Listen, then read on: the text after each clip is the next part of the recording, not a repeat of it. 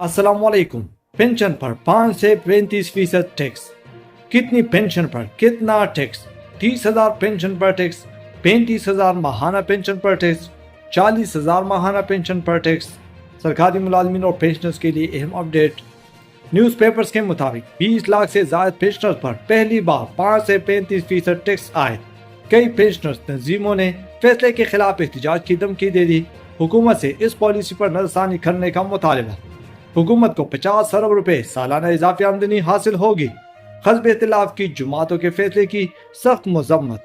तफसीलात के मुताबिक बजट खसारा और IMF की शराइत पूरी करने के लिए वफाकी हुकूमत की जानिब से सरकारी मुलाजिम की पेंशन पर टैक्स इस्तिस्ना खत्म करने की तजवीज़ से तमाम सरकारी व प्राइवेट पेंशनर्स की पेंशन पर 5 से 35% टैक्स आयद किया जाएगा। ज़राए के मुताबिक 5 लाख रुपए सालाना तक पेंशन पर 5% टैक्स, 5 से 10 लाख रुपए सालाना पेंशन पर 10% टैक्स, 10 लाख से 20 लाख रुपए सालाना पेंशन पर 20% टैक्स। फ्रेंड्स, कितनी माहाना पेंशन पर कितना टैक्स आयद होगा?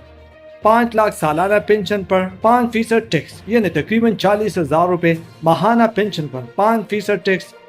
5 से 10 लाख सालाना पेंशन पर 10% टैक्स यानी तकरीबन 40,000 से 80,000 रुपए। माहाना पेंशन पर 10% टैक्स।